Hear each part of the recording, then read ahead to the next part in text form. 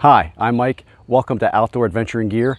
Today I'm going to give my review and impressions of a cheap little camping stove. And I mean cheap because it didn't cost much. It actually does a lot for what I paid for. I think I paid $7 for this on Amazon. And it's typically one of those Chinese knockoff import stoves.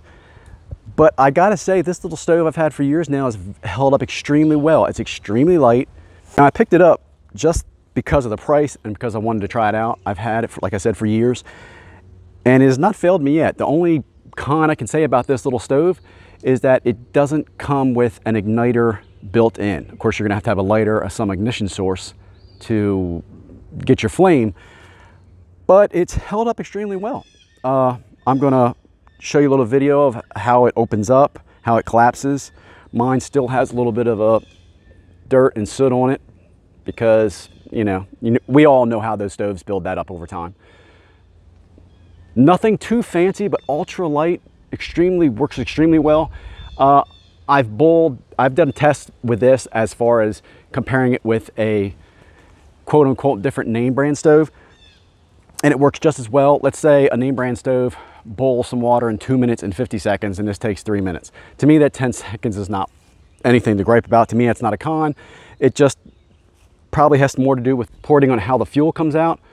Now, once you get the little stove out of its box, it comes in this convenient little, almost like velour bag.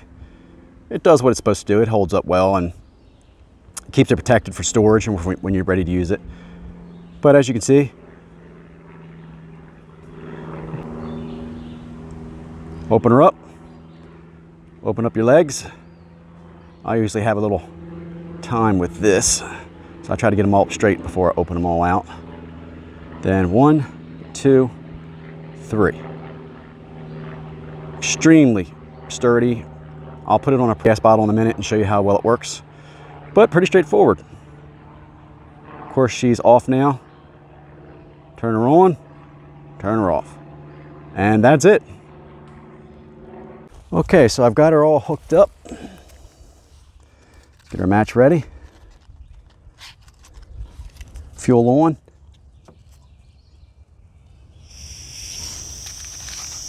Of course, you have to bring your own thing, but that's not too bad. Light her up.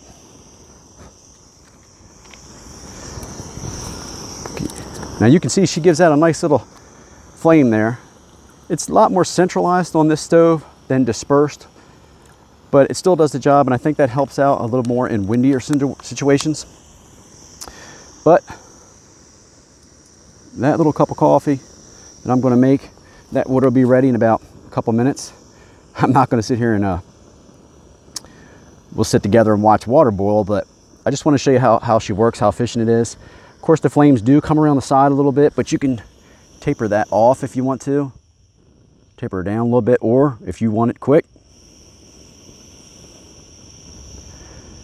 But she works extremely well, and I'm going to enjoy a cup of coffee in a minute.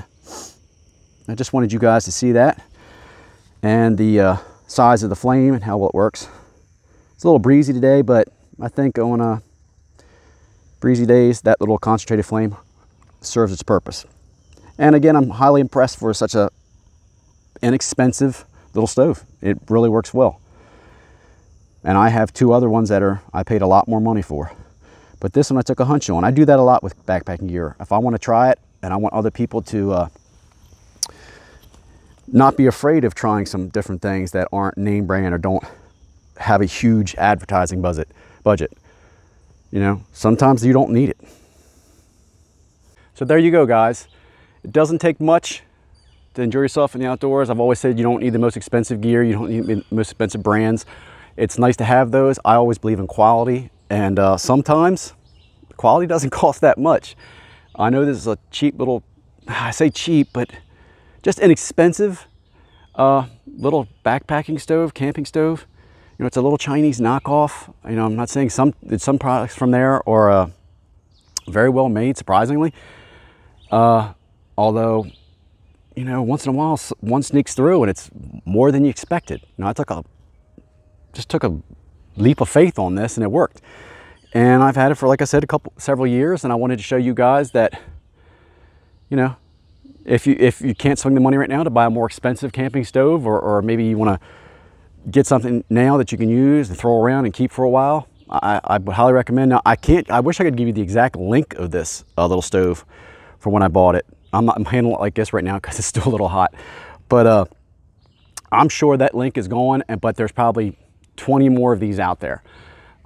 You know, I'm just going to say, if you got less than 10 bucks, I mean, you got, you know, about 10 bucks, you just want to blow and want to try it, or maybe it would be a great gift to give someone who might be just interesting, maybe stepping into camping or car camping.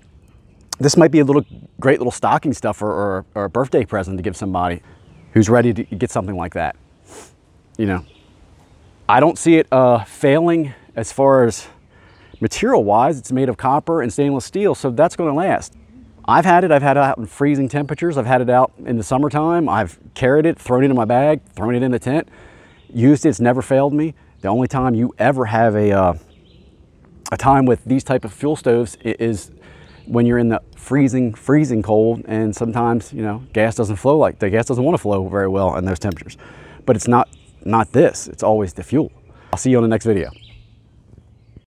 Just wanted to share this with you guys. What a beautiful day to do a little video.